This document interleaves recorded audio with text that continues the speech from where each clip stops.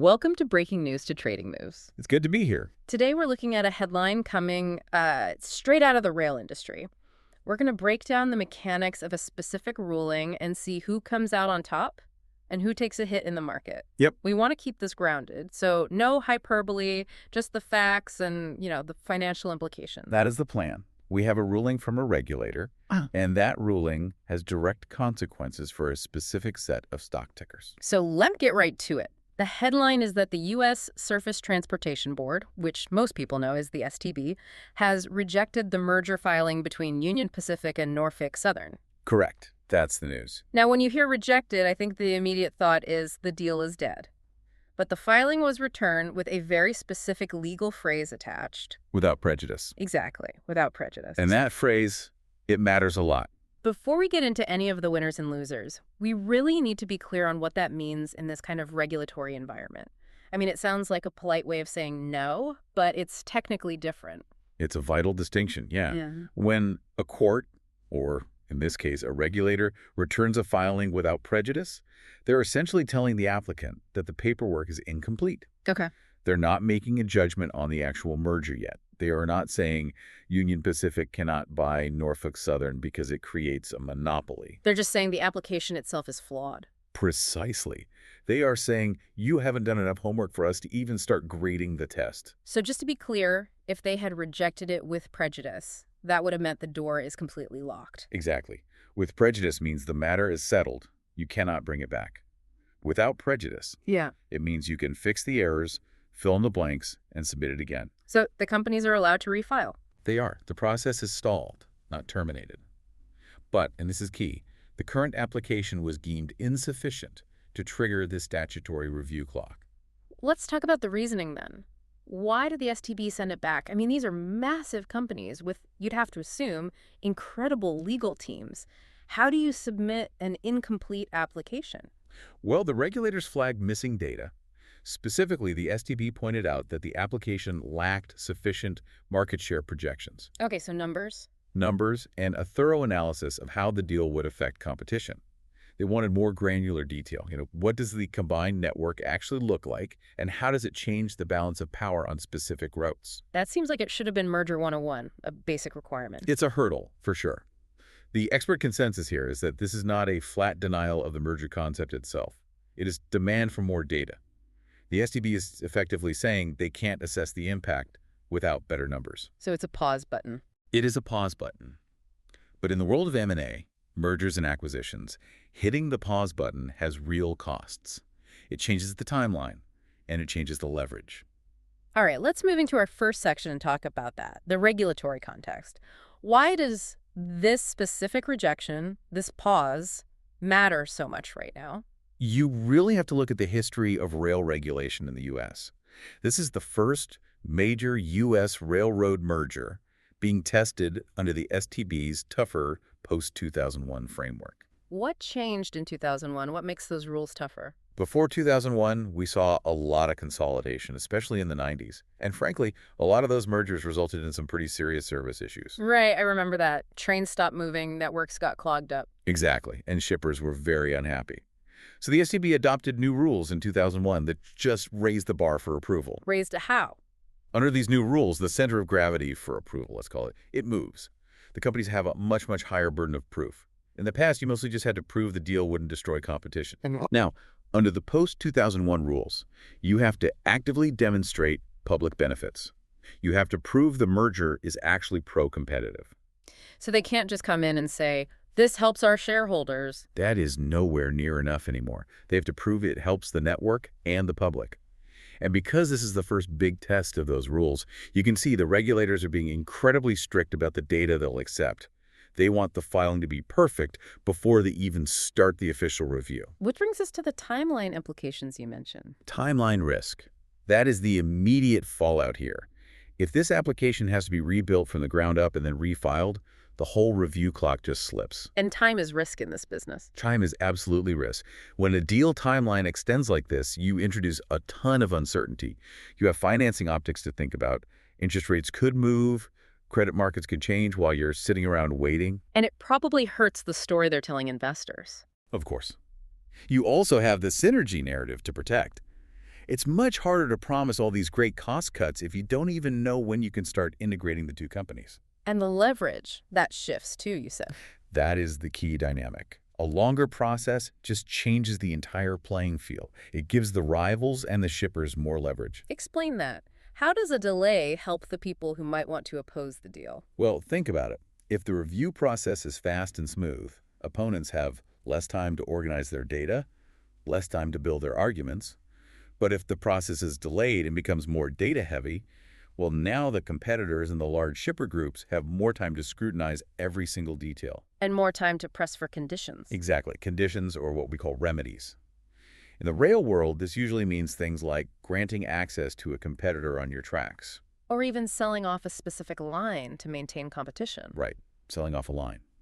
The risk for the deal parties is that these conditions could seriously dilute the upside of the merger. So if they have to give away too much to get the deal approved, the whole thing becomes less valuable. Precisely. And this delay gives the opposition more time and more ammunition to build a case for those concessions. Okay, that makes sense. Let's move to the winners then. We're looking at Section 2, rival railroads. The concept here is pretty straightforward. The rivals benefit from delay and uncertainty. If the big merger is stuck in paperwork, the status quo remains. It's business as usual for everyone else. Correct.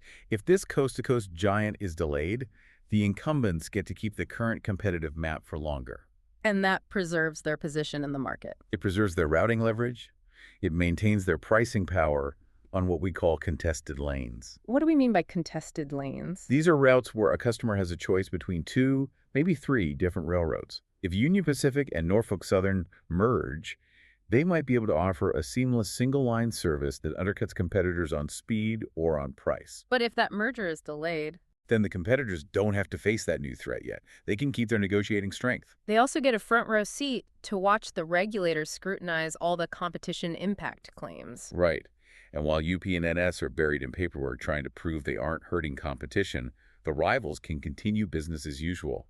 It's a strategic pause for them to lock in contracts, solidify relationships, all while the other two are distracted. So who are the specific tickers here? Who are we talking about? Well, we're looking at CSX. That's CSX Corporation. Okay. And the other one? CNI, which is Canadian National Railway Company. So these are the players who get a bit of a breather while their two biggest competitors are kind of stuck in the mud. Exactly. CSX operates in the east, so they are a direct competitor to Norfolk Southern. Canadian National has a massive network that cuts right through the continent. Both of them benefit if the creation of a new mega competitor is stalled. All right. Moving on to Section 3, another group of winners you identified, trucking and intermodal carriers. Yeah, this is all about modal share. Break that down for us. What's modal share? Mode just refers to the method of transport, rail, truck, air, ship. Modal share is the percentage of freight that goes by each one. And when large railroads try to combine, it is often operationally messy. Integration is hard. Integration is very hard. And it creates this near-term customer anxiety. Shippers get nervous. Shippers get very nervous. They worry about service disruptions. They worry about their containers getting stuck in a rail yard while two giant computer systems try to talk to each other for the first time. And when shippers worry, they start looking for alternatives. Exactly. Even before the integration actually happens, just the headline risk alone can cause a shift. The news of a merger, and especially the news of a rejected filing, it just creates a lot of noise. Shippers who have time-sensitive freight might decide they don't want to risk getting stuck on a rail network that's in flux. So they just move the freight to trucks. It's simpler. They push that freight to truck and to intermodal alternatives. It's a safety play. You might pay a little more for the truck, but you know it's going to get there. And the beneficiaries are the big trucking companies. Specifically the ones that handle that kind of volume. So we are looking at JBHT. J.B. Hunt Transport Services. And also ODFL. Old Dominion Freight Line. These are the kinds of companies that can capture that modal share. So if a shipper is nervous about rail service reliability during a long, drawn-out merger review, they're just going to call the trucker. That's it. J.B. Hunt is huge in intermodal, so they are a natural alternative. Old Dominion is a leader in less-than-truckload shipping, LTL. They're the ones who pick up the freight that absolutely needs to move fast. It really is that headline risk factor. It is. The actual service on the rails might not have changed at all yet. The trains are still running today just fine. But the perception of risk is what drives the decision-making for a logistics manager. Okay, let's go to Section 4, another group of winners, freight brokers, and 3PLs. And 3PLs are just third-party logistics providers. So why do they win in this scenario? It all comes down to a concept called carrier optionality. Explain that. A delayed merger keeps more carrier choices in the market for a longer period of time. It's simple. As long as UP and NS are separate companies, they are two distinct options in the market. And brokers thrive on having more options. Brokers exist to find the best route and the best price for a shipper. They play the market. If the market consolidates, there are fewer variables for them to play with. But if there's uncertainty, or if capacity is fluctuating between rail and truck, brokers are the ones who navigate that complexity for their clients. So they can play more options across both rail and truck. Precisely. They can potentially get better pricing outcomes for their customers by playing carriers off of each other. And they keep capacity flexible. If the merger went through quickly, the number of big players reduces, a delay keeps the map fragmented, and brokers love a fragmented map. Who are the tickers we should be looking at here? CHRW. That's C.H. Robinson Worldwide. And the other? XPO Inc. These are the middlemen who really benefit when the landscape gets more complicated. Complexity is their business model. A smooth, instant merger simplifies things for everyone. A messy, delayed regulatory process keeps them essential. C.H. Robinson is the giant in this space, and XPO has a massive brokerage footprint as well. All right, we've covered the winners. Now we have to talk about the losers. Section 5, the deal parties themselves. This is obviously Union Pacific and Norfolk Southern. The immediate impact is pretty clear in the stock price, but let's look at the operational reality of this delay. Well, it raises execution risk. That's the big one. The deal might not happen at all, or it might happen much later than planned. But there are internal consequences, too. Like what? It extends the period of management distraction. When a merger of this size is pending, the executives are focused on the merger. There is meetings about integration, regulatory strategy, finance. And not on the day-to-day. They're spending less time focused on just running the railroad as efficiently as possible. And it costs a lot of money, I'm sure. A ton. Advisory spend. Lawyers, consultants, bankers. Every single day this process drags on, the bill goes up. You have entire teams of people billing by the hour just to fix this filing and answer the STB's questions. What about the external consequences? It increases the probability of tougher remedies. Like we discussed, the longer this takes, the more likely it is that the STB will demand concessions. They might force the combined company to sell off certain lines or grant access to competitors. And all of that lowers the total value of the deal. So the tickers taking the hit are UMP, Union Pacific Corporation, and NSC. Norfolk Southern Corporation. They're the ones in the penalty box right now. They have to go back to the drawing board, come up with all this new data. That takes time. It takes focus away from everything else. Okay, let's move to Section 6.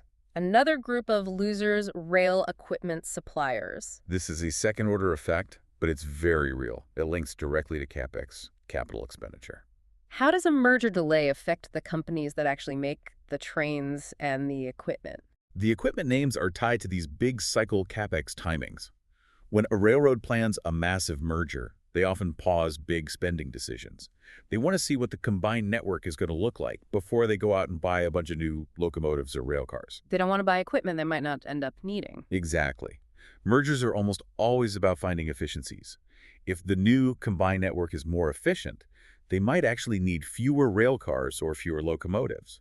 So, if the merger is stalled, any integration-driven CapEx gets pushed out. And any big changes to their fleet strategy. Those get pushed out too. Even if long-term demand for moving goods is stable, the planning uncertainty just slows down all the large order decisions. Management at the railroads is not going to sign a check for 100 new locomotives if they don't know if the deal is closing in 6 months or in 2 years. So the suppliers just have to sit and wait? They wait for a green light that just isn't coming yet. The tickers to watch here? WAB, that's Wabtec. And TRN. Trinity Industries. So these are the companies that need the big railroads to be spending money. And right now, the railroads are spending that money on lawyers, not on new trains. That is a very fair way to put it. Wabtec provides the locomotives, the technology. Trinity builds the rail cars. Both are very sensitive to the spending cycles of these Class I railroads. Okay, finally, Section 7. Another group of losers, the M&A ecosystem, and specifically investment banks. Yeah, this is all about what we call deal fee sensitivity. Explain the logic there. Investment banks make their money when deals close. They get paid huge fees for advising on and financing these mega mergers. It is a massive part of their revenue in the industrial sector. And if regulators are showing this much resistance this early? If regulators show early resistance to a headline mega deal like this one, it just cools the room. It reduces the near-term confidence in closing timelines across the board. It sends a signal to the rest of the market. It absolutely does. It implies that consolidation in this sector is going to be really hard. Other companies might look at this whole situation and say, you know what? Maybe we shouldn't even try a merger right now. It looks too hard to get past the STB. So the fee pipeline, as they call it, starts to dry up? The narrative around the fee pipeline comes under pressure. The banks count on these large transactions. If the regulatory environment is this hostile, those transactions either don't happen or they take forever to close. And the tickers here are the big ones. GS, the Goldman Sachs Group, And MS. Morgan Stanley. These are the institutions that facilitate these deals. When the deals stall, their potential revenue from the entire sector stalls right along with it. It just adds friction to their business. They want velocity in M&A, and this ruling slows everything down. Okay. We have covered the winners and the losers pretty thoroughly. Let's head to the outro and look at what we should all be watching for next. There are three main things to monitor going forward. The first has to be the refile. Absolutely. We need to see if UP and NS actually provide the missing data. The STB demanded these market share projections and these competition data sets. The big question is, can they produce that information to the regulator's satisfaction without revealing data that actually hurts their own case? That is the gate they have to pass through to even get started. It is the first step. If they can't get the application accepted, nothing else matters. Second thing to watch. Rival filings. We need to keep a close eye on the competitors. Are they filing motions, pushing for stricter conditions? Are they demanding even more disclosures from the two companies? Their own filings will tell us how much of a fight this is really going to be. And third, Shipper feedback. The large industrial shippers and the trade groups, they're the customers at the end of the day. Their voice matters a lot to the STB. We need to observe how they try to shape the remedy requirements. If the Chemical Council or the big grain shippers start filing formal complaints, the STB will pay very close attention. So, final thoughts. Where do we stand? The pause button has been hit, but the tape is definitely still running. The deal isn't dead, but the path to get it done just got a lot longer and a lot steeper. The market is going to react to that timeline risk and the clear shift in leverage that we've talked about. We will certainly be watching those tickers. Indeed. And before we go, just a reminder for everyone listening, this is not financial advice or buy or sell recommendations. This is purely the opinion of the author. Correct. Thanks for listening to Breaking News to Trading Moves. We will see you next time.